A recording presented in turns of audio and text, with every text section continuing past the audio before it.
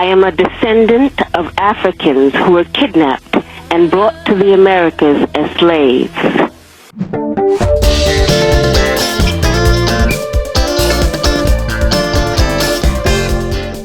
We start today's broadcast with the voice of a revolutionary, Assata Shakur, Black Panther, Black Liberation Army fighter, fugitive, and symbol of resistance, has died in Havana, Cuba, at the age of 78.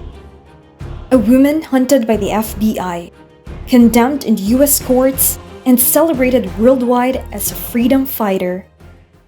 We end today's show with the words of Assata Shakur, who died in Havana, Cuba, Thursday at the age of 78.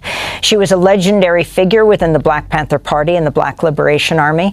Assata Shakur was convicted in the May 2nd, 1973 killing of a New Jersey state trooper during a shootout that left one of her fellow activists dead. She was shot twice by police during the incident.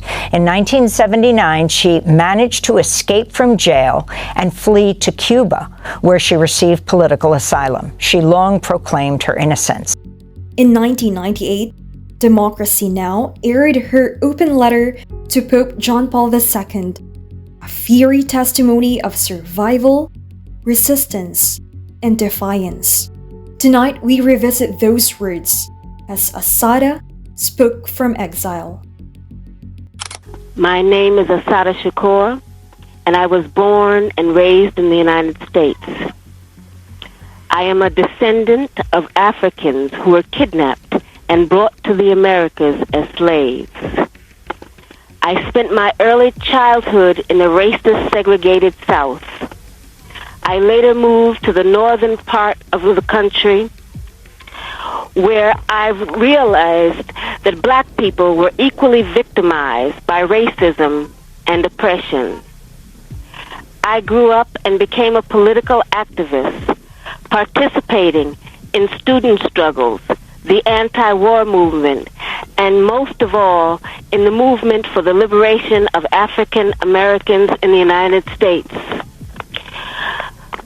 I later joined the Black Panther Party, an organization that was targeted by the COINTELPRO program, a program that was set up by the Federal Bureau of Investigation to eliminate all political opposition to the U.S. government's policies, to destroy the Black liberation movement in the United States, to discredit activists, and to eliminate potential leaders.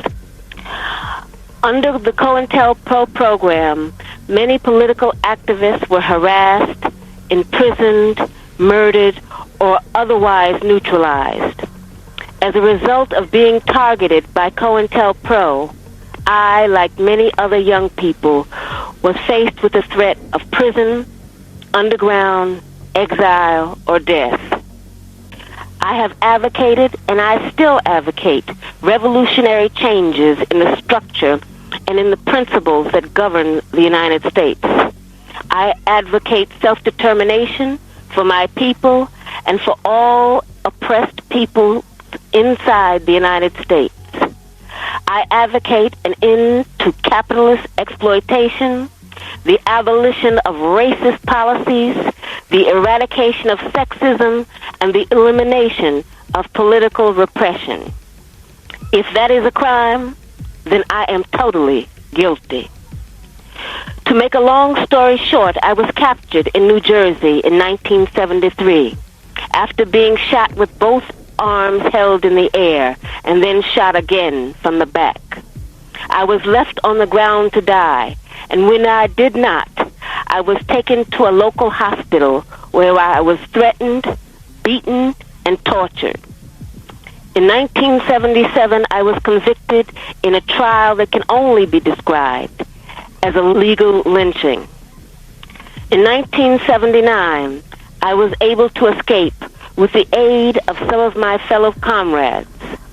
I saw this as a necessary step, not only because I was innocent of the charges against me, but because I knew that the racist legal system in the United States, I would receive no justice. I was also afraid that I would be murdered in prison. I later arrived in Cuba, where I am currently living in exile as a political refugee. The New Jersey State Police and other law enforcement officials say they want to see me brought to justice. But I would like to know what they mean by justice. Is torture justice? I was kept in solitary confinement for more than 2 years, mostly in men's prisons. Is that justice? My lawyers were threatened with imprisonment and imprisoned. Is that justice? I was tried by an all-white jury without even the pretext of impartiality and then sentenced to life in prison plus 33 years. Is that justice? Let me emphasize that justice for me is not the issue I am addressing here. It is justice for my people that is at stake. When my people receive justice, I am sure that I will receive it too. On this day, the birthday of Martin Luther King, I am reminded of all those who gave their lives for freedom.